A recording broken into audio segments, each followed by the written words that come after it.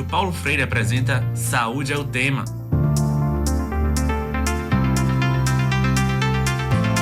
Boa tarde, ouvintes da Rádio Universitária Paulo Freire 820 AM. Eu sou Amanda Mendes, estudante do 6º período de jornalismo da UFPE. Estarei com vocês nesta quarta-feira, dia 11 de dezembro de 2019. O Saúde é o Tema ao vivo já está no ar. E eu sou Analice Barros, estudante do 2º período de jornalismo.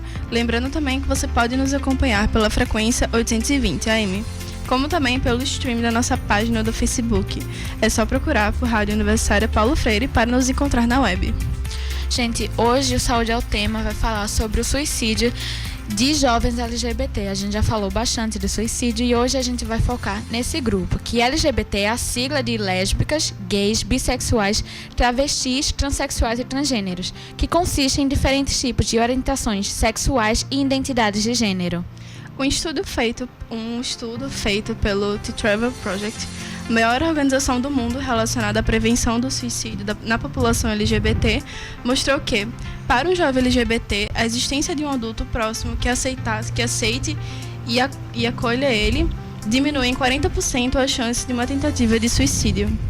Então, essa aceitação é um passo muito importante para a questão do suicídio nessa população. Então, por isso que, para a gente conversar mais sobre isso, a gente conta com a presença da voluntária do Centro de Valorização à Vida, o CVV, que justamente foca na questão do suicídio, que é a Eliane Soares. Eliane, seja muito bem-vinda. Obrigada por estar com a gente hoje. Obrigada. Obrigada. Pelo convite, porque esse tema sempre muito afeta o nosso trabalho, né? Sempre falar de suicídio, falar de vida, valorização da vida, é o nosso mote de trabalho, né? E a gente vê que falar de suicídio hoje está muito importante, né? Porque a gente vê números aumentando e aí isso já é a pergunta, né? Qual é a importância de a gente estar falando sobre isso, Eliane? Nós temos uma campanha, né, que eu acho que vocês devem ter feito algum programa sobre isso, Setembro Amarelo, que justamente o mote da nossa campanha é falar sobre suicídio, é muito importante, né? Então precisamos falar sobre isso.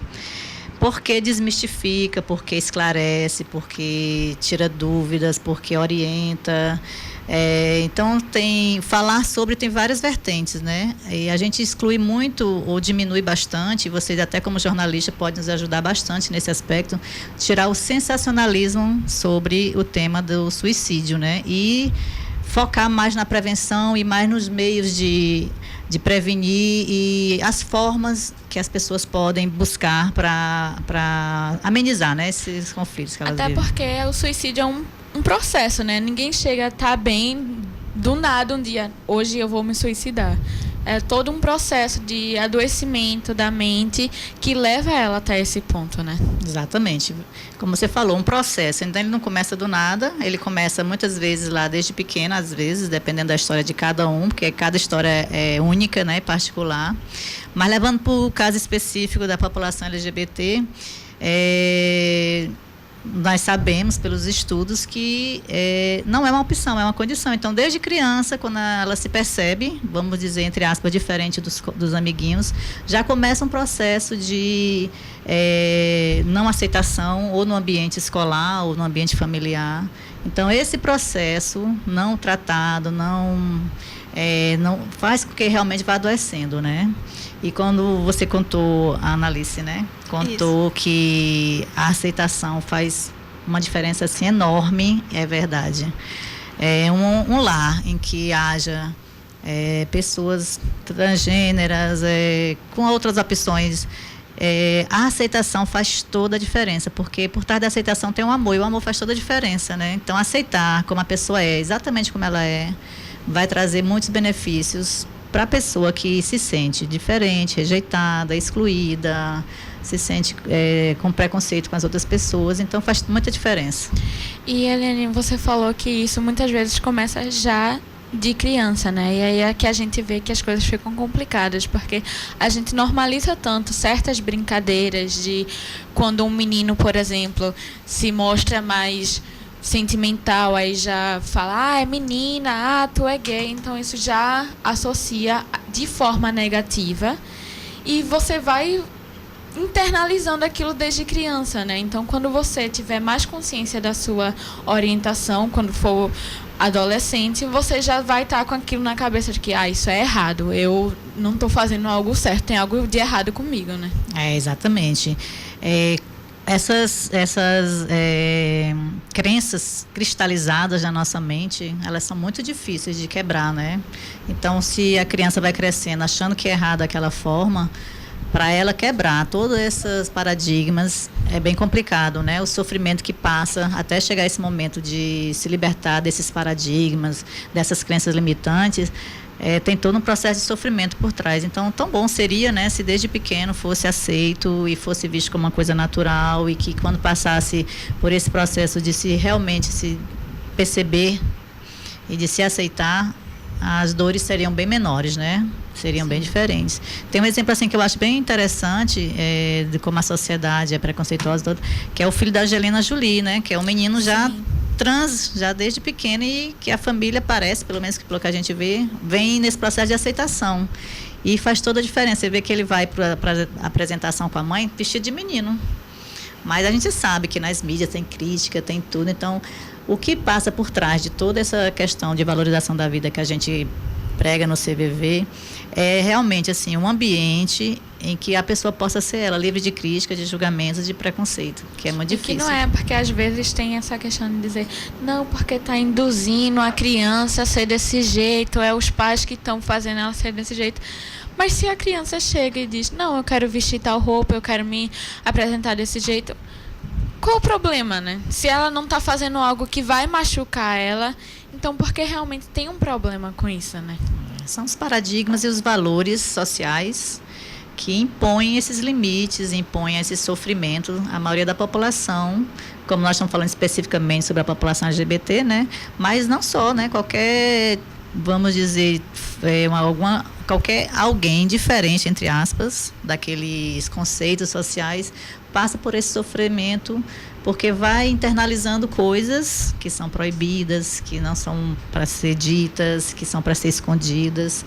E especialmente com esse grupo, é isso que eles vão ouvindo desde criança, quando dentro do próprio lar não tem essa aceitação, né? Então seria por isso que essa população é mais propensa, entre aspas, aos pensamentos suicidas? Eles, dentro do grupo de estudo, né, dos jovens de 15 a 29 anos, que é um grupo que vem causando assim, muita preocupação aos estudiosos sobre suicídio, tem aumentado bastante. Dentro desse grupo, especificamente, essa população, que o índice tem aumentado bastante. Sim. Há pouca comoção social quando o suicídio é referente aos jovens LGBT? Eu não entendi. Eu queria saber se existe uma comoção social das pessoas quando são jovens LGBT, em comparação a outros jovens. Entendi. O suicídio, de uma forma geral, ele realmente, dependendo da forma como ele é divulgado, por isso que eu acho que o papel da mídia é muito importante na forma como é divulgado. E até, assim, hoje em dia, qualquer pessoa pode querer divulgar alguma coisa, independente de ser um profissional da área, né? Sim. E a forma como é divulgado pode, sim, causar muita comoção, né? Pode causar sensacionalismo, espetaculismo, todos esses ismos. Mas o que a gente percebe nesse movimento que o mundo inteiro está passando, especialmente o Brasil, de um pensamento muito mais conservador, a gente percebe que existe um empoderamento muito das pessoas que têm esses valores, e está se tornando, cada dia mais que você liga a televisão ou escuta um rádio, você escuta violências, especialmente sobre essa população, porque aí vem à tona toda aquela questão que a gente estava falando dos preconceitos sociais e você ser, entre aspas, diferente de um modus operandi que a sociedade determina como sendo certo, né? Então, essas pessoas estão se sentindo muito empoderadas com esse pensamento muito conservador, e isso está trazendo muita violência, muito sensacionalismo. E aí a pergunta que você falou, se causa mais comoção ou não, né? Aí eu acho que depende muito do ponto de vista, do meu ponto de vista, da gente que prega a valorização da vida, dos voluntários do CVV. A gente fica muito comovido, sim, porque a gente percebe que é um movimento que existe, né, de violência com essa população.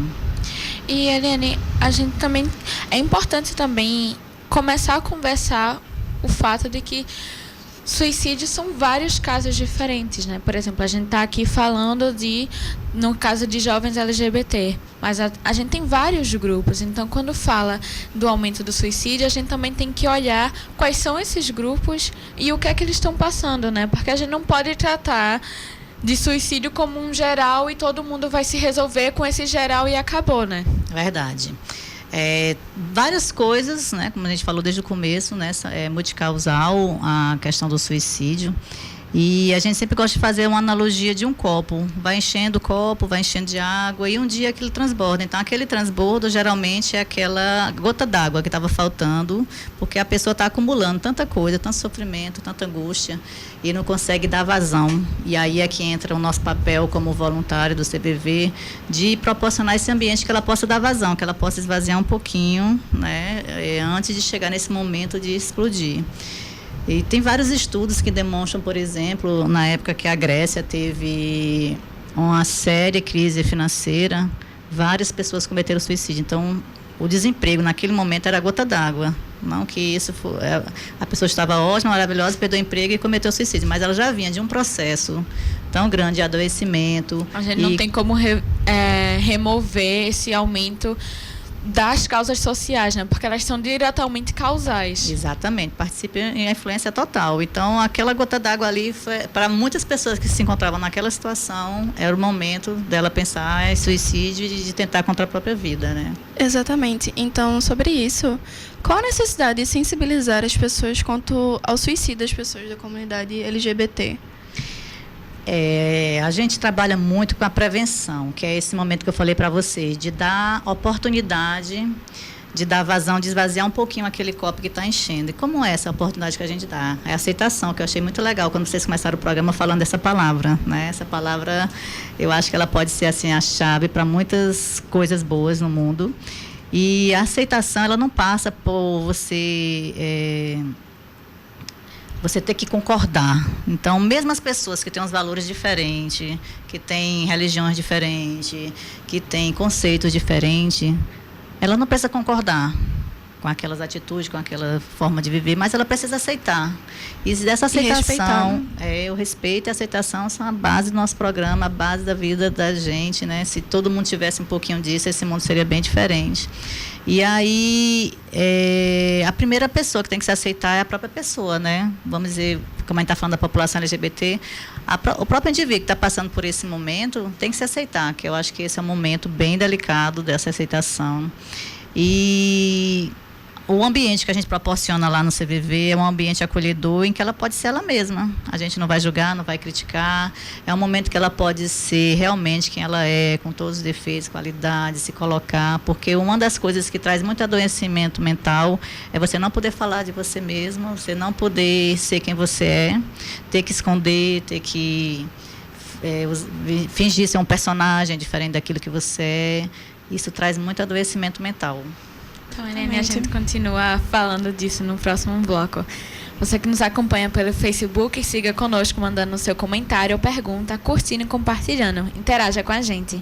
No próximo bloco, a gente continua falando sobre a saúde mental e o suicídio da população LGBT.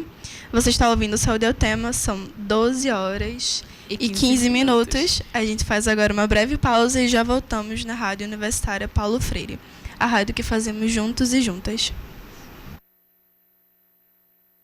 ZYI 775, Rádio Universitária Paulo Freire, AM 820 kHz, uma emissora da UFPE. E hoje estamos recebendo os poetas cordalistas Alan Salles e Marlos Guedes. Muito bem, vocês são oriundos de outras cidades, né, que não são a nossa capital Recife. Como foi essa transição para cá?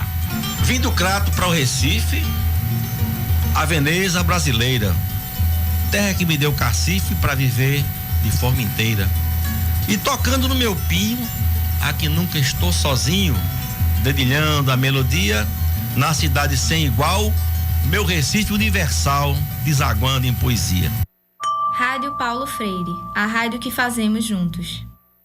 Para mim, a Rádio Paulo Freire vai ser muito importante para colocar em prática tudo aquilo que a gente está vendo nas salas de aula. Que a população enxergue que a universidade está aqui para ela. A gente sonha muito com a possibilidade de ter uma rádio laboratório, né, de ter uma rádio experimental, uma rádio que integre a formação desses alunos com a realidade, com o cotidiano. E a Rádio Paulo Freire, ela chega justamente nesse momento para poder trazer mais vida para esse processo, né, que a gente possa justamente pensar nessa comunicação como um direito para todos e todas.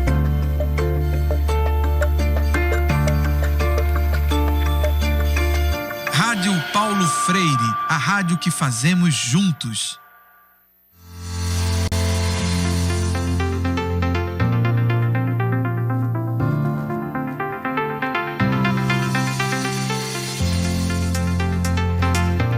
Estamos de volta com Saúde é o Tema e hoje estamos falando sobre o suicídio de jovens LGBT. Por isso, estamos recebendo Eliane Soares, funcionária pública federal e voluntária do Centro de Valorização à Vida, CVV. Então, Eliane, a gente sabe que desde 1999, a Organização Mundial de Saúde, a OMS, não reconhece mais a homossexualidade como uma doença. Mas mesmo assim, termos como cura gay e homossexualismo, que está errado porque o ismo é usado para doenças, ainda estão em discussão em segmentos da sociedade, inclusive querendo trazer de volta tanto o termo como, por exemplo, a cura gay, que seria um tratamento para uma pessoa que é gay. Então, como é que isso favorece o adoecimento mental dessas pessoas? Muito, né? Influencia bastante. Eu particularmente, como voluntária lá, recebo bastante pessoas que ligam preocupadas com um retrocesso, né, desse movimento.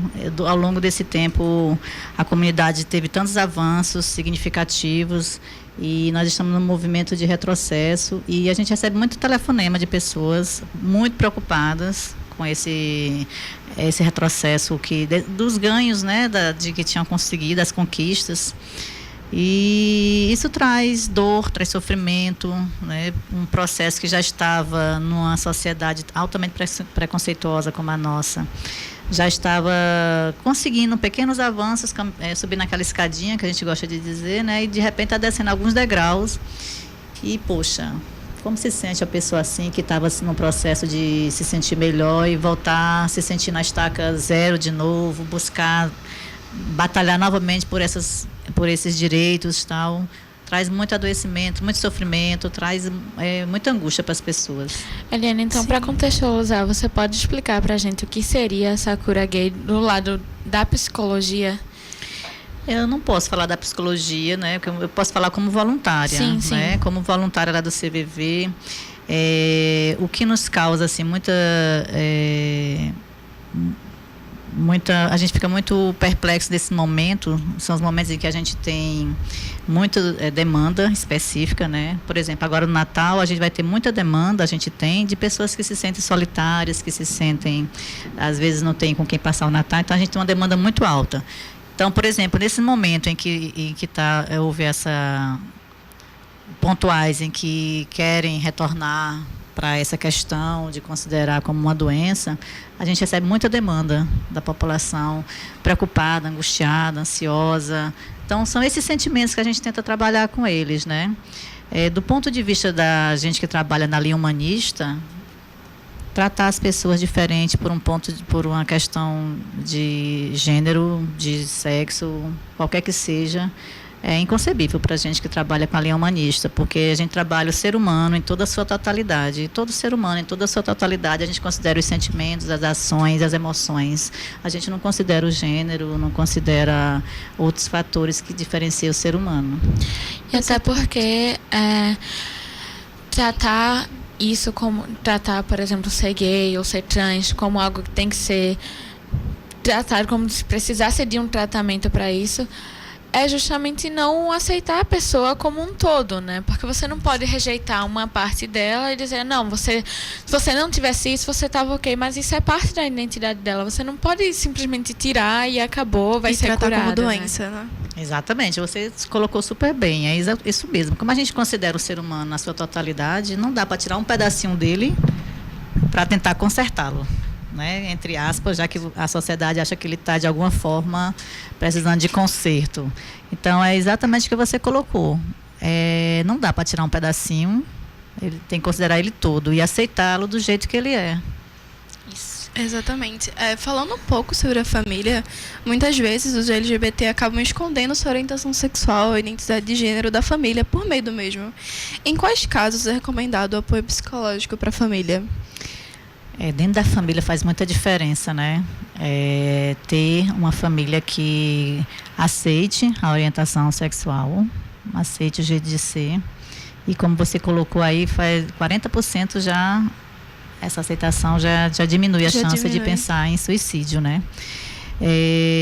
Vai muito do feeling da família, né? O que a gente pode oferecer aqui como voluntário, que se alguém que esteja ouvindo a gente e esteja passando por uma situação de não aceitação, de rejeição, alguma coisa, ou até mesmo para conversar, para desabafar, pode ligar lá para o Centro de Valorização da Vida, que é 188, né? Que a gente vai estar disponível para conversar, sem crítica, sem julgamento, e aceitá-lo do jeito que ele é. Eu posso até dar um exemplo da minha própria família, que tenho sobrinha que fez a opção dentro da família por contar logo e foi aceita. Então a gente vê como dentro da família faz uma diferença muito grande. Porque é ela que vai acompanhar esse jovem em todos os momentos, né? Todos os momentos. Então e você imagina, se você dentro da sua família já for rejeitado, imagine fora da sociedade. Quanto vai ser difícil ainda esse caminhar, né? Que é bem mais complicado, né? E até porque isso é até a questão de segurança também daquele jovem, né? Porque se ele não tem um acompanhamento da família, com quem ele vai falar? A gente não sabe quem ele vai atrás para poder conseguir esse apoio. Em busca desse apoio, ele pode acabar em situações que vão ser danosas a ele para o resto da vida, né? Que poderiam ser prevenidas, né? Com o apoio da família. Aproveitando esse gancho, tem uma frase que eu acho assim horrível, quando a sociedade prega. Em nome da família e dos bons costumes. Eu disse, espera aí, mas as pessoas LGBT não têm família não, nasceram e nem tem bons costumes, não tem nada, costumes, né? Então associam coisas totalmente equivocadas, né?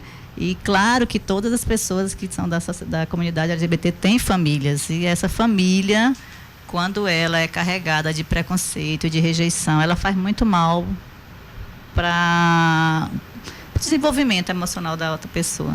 Até porque traz esse conceito de família que, na verdade, nunca representou a população brasileira, né? Que é aquela família nuclear, a mãe, o pai, 2 filhinhos e pronto. Quando a gente sabe que tem mãe solteira que criou o filho sozinha, a gente sabe que tem pessoas que foram criadas por avós, tem pessoas que foram criadas por 2 pais, ou então às vezes não é nem pai, pode ser um irmão e um pai. Então, assim, isso nunca foi representativo da família brasileira, né? Esse discurso é muito falacioso e faz um mal danado, e vai se repetindo, né? E vai impregnando outras pessoas com esse discurso, que família tradicional, atrás dos bons costumes, em nome dos bons costumes, toma determinadas medidas e atitudes e vai se caminhando para um processo de retrocesso mesmo. Quando isso aí não é pelo bem da família, né? Porque a gente vê que quando fica pregando esse discurso de ódio, acaba que, na verdade, está destruindo essas famílias, porque muitas vezes os jovens, assim que quando enfrentam o preconceito da família, assim que viram adultos, saem de casa, nunca mais falam com a família. E aí, como é que isso ajudou o bem da família? Não ajudou em nada, muito pelo contrário, né? Destruiu uma família, separou, e até mesmo casos de violência da própria mãe e do próprio pai contra o filho, que a gente viu recentemente, né? Uma mãe que matou um filho por ter se declarado gay. Então é muito triste ouvir isso, é muito doloroso. A gente que trabalha com a valorização da vida, saber quanto que esse jovem ter sofrido dentro de casa e nem conseguiu mais sair de casa porque teve esse fim trágico, né? E aí a gente até fica assim, como é que... Você fica meio chocado, né? Porque como é que as pessoas podem achar que é normal e é certo que pais estejam tratando seus próprios filhos dessa maneira porque ele é gay, porque ela é lésbica, porque é trans? Como é que pode achar que está certo mesmo rejeitar o seu próprio filho? Exatamente, né? E sobre isso, como a gente pode sensibilizar e educar as famílias que descobrem que tem um filho LGBT e não lidam bem com isso? Esse é um grande desafio, né? É um grande desafio educacional, realmente. Você falou bem, educar as famílias, né? E a gente pode dar o exemplo.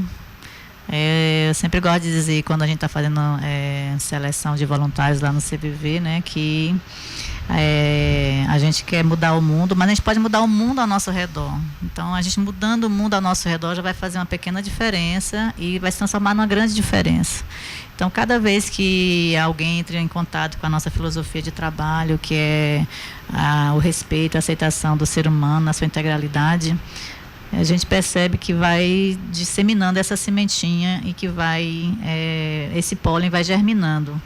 Mas isso realmente parece ser um trabalho de formiguinha, mas é um trabalho muito gratificante, e saber que o nosso mundo a gente pode mudar. Então, o seu mundo você pode mudar, pode mudar o mundo dela. E se cada um de nós ao redor da gente usar realmente de respeito, consideração e de aceitação, ao nosso redor vai mudando e quem sabe vai multiplicando, né? Então é difícil essa educação dentro da sociedade quando a gente está nesse movimento de pregar justamente o contrário, né? Então, vocês que têm essa possibilidade de, com a palavra, de divulgar, o que vocês estão fazendo agora mesmo, por exemplo, é uma coisa muito educativa e muito contra-revolucionária nesse momento, né? De estar falando sobre isso abertamente, de alertar os pais que estão nos ouvindo aqui, que faz muita diferença o amor da família, o acolhimento da família. Dentro da família é onde a pessoa pode se sentir melhor. Até porque é um local muito importante de educação mesmo, quando a gente pensa, é a escola, né? Porque hoje em dia a maioria das crianças passam a maior parte do seu tempo na escola, então com os professores, com os colegas de classe. E a gente está num momento em que não se pode se discutir essas coisas em sala de aula porque é doutrinação. E aí, a doutrinação ensinar respeito a crianças? As coisas estão ficando mais difíceis, né, agora. Exatamente. Por isso que eu digo que valorizar esses momentos aqui, quando nos chamam para participar desses debates, a gente se prontifica. E o que vocês estão fazendo aqui também é um momento muito importante de estar alertando, de falar sobre isso. Por isso que o nosso mote da nossa campanha é falar abertamente. Aí, no caso, sobre suicídio, que é o nosso mote, mas falar abertamente sobre a população LGBT, falar abertamente sobre o bullying que as crianças sofrem na escola, falar abertamente que a família não é só essa família ideológica que estão pregando agora, né? Que todas as formas de família são possíveis. Então, tudo isso é uma forma de quebrar esses paradigmas que estão querendo cristalizar atualmente. E também levar a sério quando um jovem traz essa situação a um pai ou a um professor, porque às vezes um jovem se sente, por exemplo, foi chamado de algum nome pejorativo na escola, traz alguém e faz, é só brincadeirinha.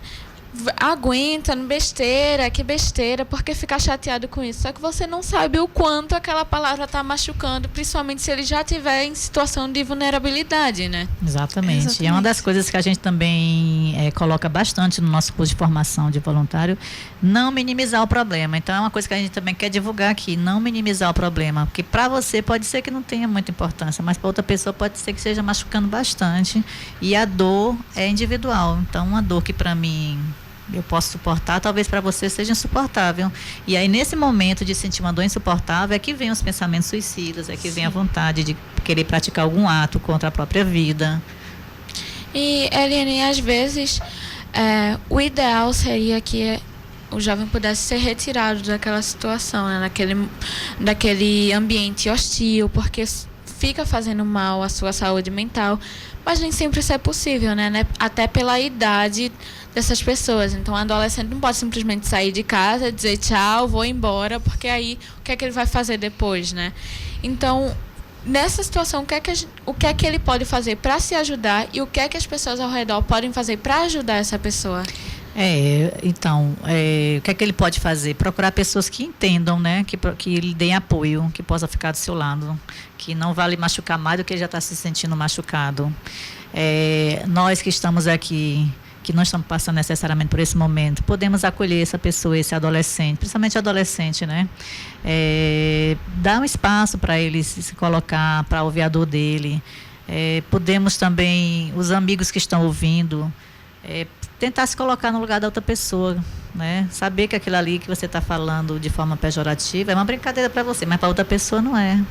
Então, essa capacidade da gente ter empatia com a outra pessoa também é uma coisa muito transformadora. Quando você realmente se coloca no lugar do outro, será que eu ia gostar de sentir essa dor, ia gostar de me sentir assim rejeitado? Isso faz uma diferença. Então, quem está ouvindo e que está do outro lado, que não é da comunidade LGBT, pode dar esse apoio, pode acolher, pode tentar se colocar no lugar da outra pessoa e perceber quanto sofrimento ela pode estar carregando. E, Eliane, justamente como a gente está falando disso, digamos que alguém que esteja nos escutando talvez esteja precisando de um apoio de alguém como você do CVV. Como é que as pessoas podem entrar em contato com o CVV e procurar essa ajuda? A gente tem um telefone 188, que ele é nacional, atende 24 horas por dia, né, todos os dias. Então é um canal que vocês podem ligar. Temos também, para quem não gosta de querer conversar, tem um chat também, né, que é um público mais adolescente realmente que nos procura. E nós temos também o VoIP.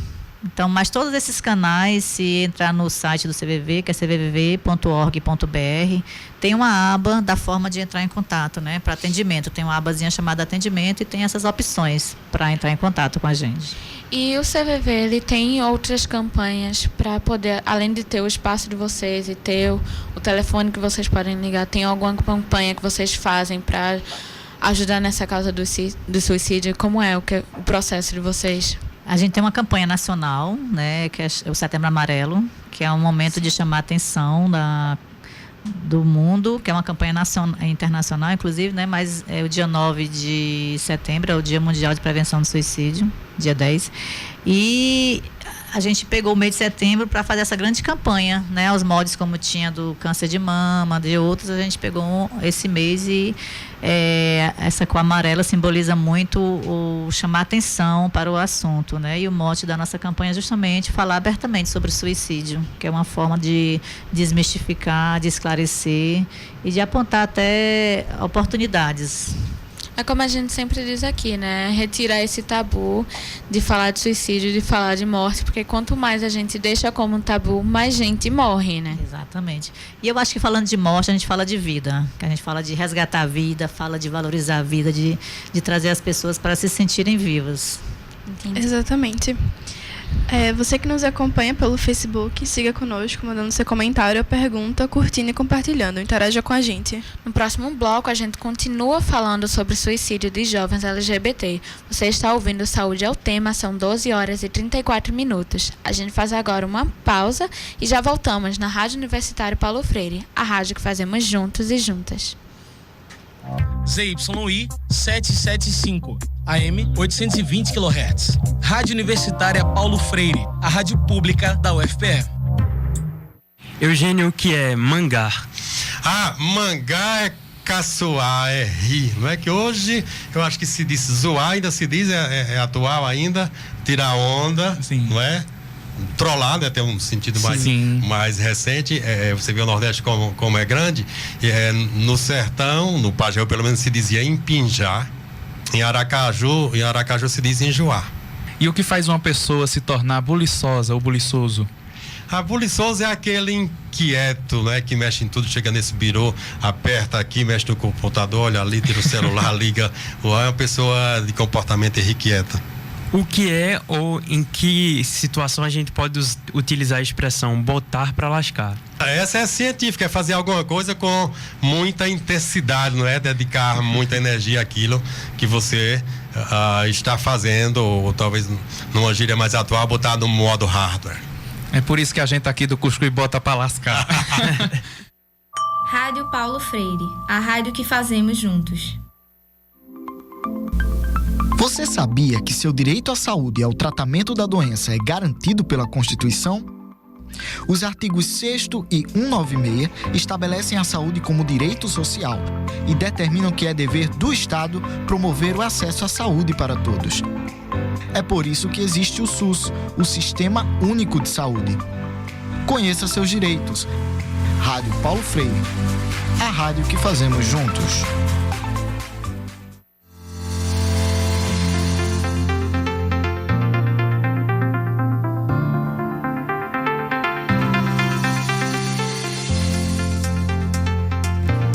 Estamos de volta com Saúde é o Tema e hoje estamos falando sobre suicídio de jovens LGBT. Por isso a gente está recebendo a voluntária do Centro de Valorização à Vida, Eliane Soares. Então a gente vai voltar agora a falar. E Eliane, a gente está falando tanto de escola, dessas coisas, então a falta de preparo de profissionais de saúde e também em escolas e e experiências prévias de preconceito dentro do consultório, muitas vezes faz com que a população LGBT adie ou até mesmo evite o tratamento tanto psicológico como físico para qualquer doença que talvez essa pessoa tenha. Então, qual é a importância de a gente estar preparando essas pessoas e como, na verdade, preparar essas pessoas, né? Na verdade, esse dado que você colocou aí é muito importante, que as escolas não estão preparadas. O ambiente em que o jovem se coloca, de modo geral, né? Os profissionais, né, não tem esse acolhimento e essa aceitação. A gente já viu várias vezes na televisão escolas tirando os alunos, né, convidando a sair da escola por causa de orientação. E aí os pais que acolhem o filho... Que, na verdade, não influencia, né? Do que é que a pessoa ser gay, lésbica, bissexual, do que é que influencia ela tá na escola ou não muda em nada, né? Aí os pais que aceitam, que acolhem, vão buscar direitos na justiça, né? Que é uma forma de mostrar para a sociedade que ela tem esse direito, sim, de estudar onde ela quiser, independente da sua orientação sexual. Mas realmente a gente sente muita falta quando recebemos ligações de jovens. Falam muito da escola, porque a escola é um ambiente deles, né? Um ambiente de crescimento, de aprendizado, de socialização. Como a gente tinha dito, é um espaço em que eles passam a maior parte do seu tempo. Às vezes mais do que na família, né? Sim. Então é um ambiente que influencia muito a formação desse jovem. E se esse ambiente for carregado de preconceito, de rejeição, vai fazer muito mal a ele, né? Que são basicamente as pessoas que nos ligam, os jovens de 17, 16 anos que ligam nessa situação. Os relatos são justamente esse, que dentro do ambiente escolar não pode ser quem ele não é carregado de preconceito, sofre bullying, a própria escola não sabe lidar, a diretora, alguns professores, né? Não sabem lidar com essa situação. E como você colocou, é um processo de educação de toda uma sociedade, né? Não adianta a gente estar falando aqui só da família, também na escola, também nos ambientes em que ele frequenta, tudo isso é influenciável, né? Influencia a sua formação e a forma como ele se sente sofrido nesse processo de aceitação dele mesmo, que é a primeira pessoa que tem que aceitar ele mesmo, né? Vocês recebem também lá no CVV algum caso falando de hospitais também, ou é mais escola mesmo? Se vocês escutam também casos de hospital? Também, já escutei de hospital, porque quando vai até para tentativas, né, feitas e que teve socorro, então foi um caso de corte de pulso e era uma garota, ela relatou que não foi, a forma como foi atendida no pronto-socorro, tá só querendo se aparecer, né? Tá só querendo aparecer. E essa forma pejorativa, ao invés que não ajuda em nada, piora muito mais a situação da pessoa, né? Então, eu me lembro assim de um relato que se sentiu bem pior, que até as palavras que ele preferia até ter morrido do que estar ouvindo, depois de ter passado por toda uma ideação suicida e uma tentativa, ainda ter que ouvir isso depois, né, de uma enfermeira, que era uma pessoa que deveria dar o acolhimento e prestar o socorro de forma mais amorosa. Então, falta realmente preparo, boa parte do pessoal da saúde, né? Não só da educação, mas também boa parte do pessoal da saúde. Mas eu vejo que tem assim um avanço. No setembro mesmo, a Secretaria de Saúde do município nos convida bastante para participar de eventos conjuntos e debates e tal. E eu percebi, assim, participando desses eventos com ele, a preocupação de humanizar mais. Então, como é um processo de educação, é um processo que demora um pouco, né? Não é num simples debate que todos vão agir dessa forma. Mas eu percebi a preocupação no acolhimento dessas pessoas, dos jovens principalmente, né? Que eles têm um poder de retração muito maior quando ele é maltratado, do que um adulto. E eu vi que tinha preocupação por parte do setor público, pelo menos da prefeitura, que foi onde eu participei, de querer humanizar mais o pessoal da área de saúde. E até, isso é uma questão que eu também já trouxe num programa passado, de que mesmo que fosse para, entre aspas, chamar a atenção, se a pessoa está se machucando a ponto de poder correr risco de morte, nesse caso, a quase morrer porque era a intenção, então ela precisa de ajuda, porque se você está se machucando para conseguir atenção, então aquela pessoa precisa daquela atenção, né? Exatamente. É basicamente um pedido de socorro. Chamando atenção, sim, mas é um pedido de socorro, um grito na realidade, né? É um grito de socorro, porque não está conseguindo sozinha essa pessoa resolver conflitos internos e questões internas. Ela precisa realmente de ajuda, de apoio. E quando ela é tratada dessa forma, só piora a situação, né? Tratada com minimizando seu problema, desconsiderando sua dor, não valorizando que aquilo ali é realmente um pedido de socorro urgente. A situação emocional dela fica muito pior. Exatamente. Para o CVV, o que falta como política pública para diminuir a incidência de suicídio nos jovens LGBT? Recentemente, a organização, o Ministério da Saúde fez uma parceria com o CVV, né, que traçou as políticas públicas federais para o combate ao suicídio, traçou uma meta de diminuir em 10% esse número em até 2021, se eu não me engano. E dentro das políticas públicas, ela colocou uma parceria com o CVV, o Ministério da Saúde, no caso, de ampliar o nosso telefone, porque antes nós atendíamos, o CVV tem 62 anos, aliás, ele foi criado em 62, então nós temos 57 anos de existência. E trabalhávamos com telefone fixo em cada cidade. E essa parceria do Ministério da Saúde possibilitou a ampliação do acesso das pessoas em qualquer parte do Brasil. Então, nós temos um telefone hoje, esse 188, que é nos moldes da polícia, né, que é o 190, do bombeiro, que é o 193, do SAMU, que é o 192, que qualquer lugar do Brasil que você ligar, você pode ser atendido. Então, isso foi uma das metas que o Ministério da Saúde traçou como política, né, de combate, de prevenção do suicídio, nos colocar no rol.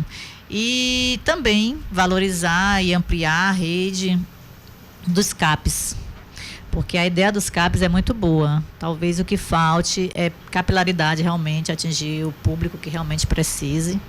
E eu acho que o próprio Ministério percebeu isso, e dentro das metas que ele colocou está a ampliação dos CAPs. E nesse ano, agora em setembro, já houve um levantamento, um balanço, e já conseguiram aumentar bastante, mas a gente percebe que ainda precisa de mais ampliação dessas redes CAPs, né? Que ela realmente chegue nas pessoas que realmente precisem. Então, como política pública, passa pela educação, né? Passa pela a humanização dos profissionais da área de saúde. Como eu falei para vocês, eu percebo que está nesse caminho. É um processo que então ainda vai demorar um pouco para chegar num momento mais satisfatório, né, de atendimento. Mas a humanização do profissional de saúde, do profissional da educação, a ampliação dessa rede é muito importante para atingir, porque a filosofia do CAPS é muito interessante e ela tem realmente esse condão de ajudar emocionalmente as pessoas, mas ela tem algumas deficiências que estão sendo buscadas soluções, né? Então, como política pública, realmente, buscar humanizar mais esses atendimentos. E, Eliane, você falou de algumas dessas políticas públicas, mas você acha que essa causa está sendo realmente observada e está sendo feito algo, pela sua percepção, assim, não do CVV, mas em geral do Ministério da Saúde, está sendo realmente tendo ações para combater esse momento terrível de aumento de suicídio, né? Considerando que a gente não tinha nada até 2015, não tínhamos nenhuma política pública e que foi traçado esse planejamento, é um começo, né? E aí a gente até vê o atraso, né? Porque até 2015 não ter nenhuma política pública, como a gente vê que os números estão aumentando muito antes disso. Verdade, não tínhamos nada oficial, né? O que tínhamos eram ações isoladas de alguns estados, de algumas entidades, como a Sociedade Brasileira de Psiquiatria. Então, eram algumas atitudes isoladas, buscando, né, minimizar esse problema. Mas como política pública mesmo, só a partir de 2015. Né? E agora teve um balanço esse ano com alguns avanços. Então, a gente precisa caminhar bastante nesse aspecto aqui no Brasil. Está muito aquém realmente do desejado para fazer política de prevenção né? E a gente se insere assim, nesse contexto como uma possibilidade. Todos os anos, no Setembro Amarelo, a gente faz parceria com a Sociedade Brasileira de Psiquiatria e com o Conselho Federal de Medicina, que eles são a base do conhecimento, né? Nós colaboramos junto na formação de cartilhas de prevenção educativas. É justamente sistematizar o que vocês têm, né? Porque se ficar cada um na sua bolinha, às vezes não acaba não atingindo o quanto seria desejado, mas quando todo mundo se junta para sistematizar aquilo e fazer uma campanha mais que atinja nacionalmente, que atinja um público maior, aí é que as coisas funcionam melhor também, né? Verdade. O que falta é a formação dessa rede ficar mais forte. Então a gente realmente está buscando, junto com outras entidades, formar essa rede. É uma rede de proteção que a gente chama, né? Rede de saúde mental, tem vários nomes. E a gente se insere nesse contexto aí, dando essa possibilidade também de fazer parte dessa rede de saúde mental. O CVV, ele recebe alguma doação? Ou... E se sim, como? É bom. Quem quiser doar, pode doar, viu? Estamos até numa campanha aqui em Recife, né? Da nossa sede. Nós fizemos, as meninas, como me viram, vocês estão vendo aqui no Facebook, estamos com a camisa do Homem de Setembro, o Homem da Meia-Noite, né? Que esse ano fez uma parceria com o Centro de Valorização da Vida, numa campanha que nós estamos para conseguir nossa sede, porque nós temos uma sede que não é própria, que tem nos atendido muito bem, por sinal, durante muitos anos, já há mais de 20 anos, mas a gente está querendo buscar uma sede própria. Então, como você perguntou, né, tem doação. Oficialmente nós não temos nenhuma doação, a não ser os próprios voluntários, alguns ex-voluntários que continuam colaborando conosco, e algumas contribuições pessoais, assim, pontuais, né, que nos ajudam.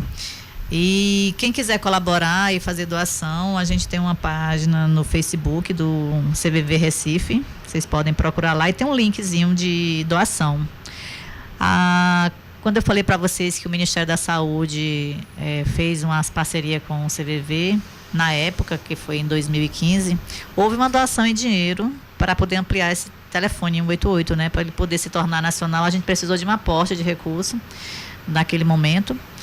Mas só foi nesse momento. Depois disso, nós não temos mais nenhuma doação oficial. Quem não puder ajudar com uma doação em dinheiro, mas quiser ajudar sendo voluntário, vocês estão aceitando voluntários no momento? Como é esse processo? Ótimo. Vou aproveitar e fazer aqui a divulgação. A gente está também no Facebook, quem quiser dar uma olhada lá. A gente tem uma campanha, faça a diferença, torne-se voluntário, né? Você pode fazer a diferença.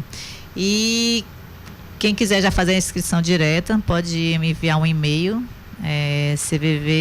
recife@cvv.org.br. Pode repetir? recife@cvv.org.br. E lá na página do Facebook também tem um link direto para fazer a inscrição. E agora em janeiro a gente vai ter um processo de seleção de voluntários, né? Então, quem tiver interesse, estiver acima de 18 anos... Então, esse foi um bom momento de falar, porque já estamos em dezembro, pertinho, né? Então, tá pertinho. Vocês podem aproveitar o Natal e o Ano Novo e já se preparar para, em janeiro, começar a doar um pouquinho de amor a mais, né? Isso. E vai ser... dia 11 e 12 de janeiro, a gente já tem data, já tem local para fazer esse processo de seleção. Então, a única exigência que a gente faz é ter acima de 18 anos e ter vontade de participar de um programa de desenvolvimento, um programa que vai quebrar paradigma, um programa que vai despertar aceitação, respeito dentro de cada um. Então, Eliane, a gente está vendo, pela conversa que a gente está tendo, de que a ajuda do governo é essencial, né? Porque a gente não tem como fazer as coisas sem a ajuda do governo. E é o papel da política e dos governantes também levar em conta a situação dessas pessoas, tanto em situação de pensamentos suicidas, como também especificamente da população LGBT. Mas atualmente no Brasil o que a gente vê é um governo que não se preocupa com políticas públicas que visam bem-estar e segurança da comunidade LGBT. Pelo contrário, reproduz um discurso violento e normatizador justamente desses discursos de ódio. Exatamente. Alguma dessas frases são, abre aspas, meus filhos não correm o risco de virar gay porque foram muito bem educados. Fecha aspas. E, abre aspas, eu seria incapaz de amar um filho homossexual. Fecha aspas. São frases ditas pelo presidente do Brasil, Jair Bolsonaro, em entrevistas. Que efeito tem essas palavras vindas de um presidente sobre a população LGBT? Sobre a sociedade, de modo geral, né? Reforça preconceito, né? Reforça aquele padrão de família que a gente falou agora no começo, né? E tira de lado outras formações familiares que não são consideradas adequadas, entre aspas, né? Então reforça preconceito, reforça paradigma, reforça coisas ruins, né, na sociedade, e não se coloca, não tem empatia com a outra pessoa, não se coloca no lugar de uma pessoa que tem uma condição gay, lésbica, trans, e não se coloca no lugar de saber que tem sofrimento ali, da própria aceitação. Imagine de ser aceito dentro de uma sociedade que prega esse tipo de discurso. Aí traz o que a gente tinha conversado mais cedo no programa, né? De que as pessoas que talvez antes ficavam, não, eu não posso falar isso porque as pessoas vai ter uma volta daquilo que eu não posso falar, sabe? E agora se sentem legitimadas em estar trazendo esse discurso de ódio, porque se o presidente está falando, por que é que eu não posso falar? Exato, um empoderamento, né? A gente percebe várias matérias jornalísticas até nas redes sociais, como essas pessoas estão se sentindo empoderadas em propagar e reproduzir esse discurso de preconceito, de ódio, e cada vez menos se colocando no lugar do outro, impedindo de ver que só o seu lado é que é o lado certo. Então, quando cria esse tipo de estigma, só o meu lado que é o certo, eu quero que o mundo seja da minha forma, tem que ser da minha forma, composto por pessoas brancas, hétero, de boa família, né? Então, de classe média, alta, de preferência. Isso. Então, quando se propaga isso, nós que somos do outro lado, que eu vou me incluir do outro lado, né? Negro, mulheres, que têm opções sexuais diferentes, a gente sofre desse outro lado. Porque a gente, mesmo não querendo pertencer a esse lado que está sendo divulgado, sofre preconceito, fica estigmatizado dentro da sua classe. Então, tudo isso é um ambiente que transforma a sociedade doentia. E, Eliane, a gente aí vê até, como é que eu posso dizer, um desequilíbrio, entre aspas, das coisas, porque de um lado, para aquela pessoa que é contra, é só questão de política, é algo que não lhe afeta diretamente, mas as pessoas que estão defendendo, que estão se defendendo na maioria dos casos, então elas não estão ali só defendendo uma causa política, elas estão ali defendendo o seu direito de existir sem ter preconceito, sem ser xingado na rua, sem ter medo de que vai sair de casa e talvez alguém vai ver ela segurando a mão com seu parceiro ou sua parceira e vai receber algum comportamento violento em troca, né? Então exatamente. A gente vê essa diferença, né? Medo de ser quem você é, que não deve ser aceito. Exatamente, é o que a gente está falando desde o começo, né? Ser quem a gente é e ser aceito pelo que a gente é. Então, Eliane, a gente já está bem pertinho do final do programa. Eu queria perguntar qual mensagem que você deixa para pessoas que estiverem passando por problemas de aceitação quanto à orientação sexual ou identidade de gênero. Então, acho que essa mensagem que desde o começo nós estamos aqui conversando, achei que vocês abriram muito bem o programa, falando da palavra mágica que eu acho, que é aceitação e respeito.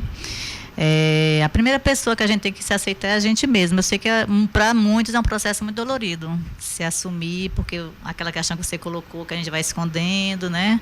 Quando está nesse momento que o pai diz, o homem não pode chorar, aquelas pequenos detalhes que vão formando a personalidade e que a criança vai acaba escondendo seus sentimentos. E quando chega na fase em que pode Muitos não conseguem. Então, para passar por esse processo de aceitação, às vezes é um processo doloroso, de se aceitar, de se assumir. Então, a primeira pessoa que precisa de amor e de carinho é você mesmo com você mesmo. Quer desabafar um pouco, quer botar para fora, quer ter um ambiente seguro em que você possa ser assim mesmo, liga para a gente, liga para um CVV 188 ou entra no chat para conversar um pouco. A gente acredita que conversando as coisas vão esvaziando um pouquinho aquele copo que está tanto conflito, tanto sentimento, tantas questões, e vai passando por um processo de ajuda, né? Ajuda emocional. Quando se fortalece emocionalmente, às vezes o que vem de fora não atinge muito. Então, esse primeiro processo com você mesmo de aceitação é muito importante. Exatamente. Muito obrigada. Pessoal, antes de terminar, a partir do ano que vem, a verba do SUS será calculada não sobre a população total, mas sobre o número de inscritos no SUS. Infelizmente, a porcentagem de brasileiros inscritos não chega a 40%. O que podemos fazer para evitar mais cortes no SUS é nos organizar e fazer nosso cadastro no SUS. Caso não tenhamos ainda, isso vale também para as pessoas que têm plano de saúde particular. As instruções para o cadastro gratuito se encontram no site cartãodosus.info/cadastro do SUS. Obrigada. Pronto, gente. E o Saúde é o Tema, ele está chegando ao fim. Hoje a gente conversou sobre suicídio de jovens LGBT com a funcionária pública federal e voluntária do Centro de Valorização à Vida, o CVV, Eliane Soares. Eliane, muito obrigada por conversar com a gente hoje. Obrigada a vocês pela oportunidade. É sempre bom falar sobre isso. Gostaríamos também de agradecer as pessoas que estavam na live. Obrigada. E por quem acompanhou também pela frequência 820 AM. E esse programa foi apresentado por mim, Amanda Mendes. E por mim, Analice Barros. Na produção, Amanda Mendes, Analice Barros e Henrique Jonatas. Nos trabalhos técnicos, Henrique Jonatas. Toda a nossa equipe é formada por estudantes dos cursos de comunicação social da UFPE, pois a Rádio Paulo Freire é uma rádio escola. Além disso, esse programa teve supervisão da coordenadora operacional da Rádio Paulo Freire, Catarina Polônio, que também esteve nas redes sociais ao longo do programa. A música tema do nosso programa é a faixa Teamwork, de Scott Holmes. Nós ficamos por aqui e agradecemos pela sua companhia. Obrigada e até mais. Obrigada e até mais.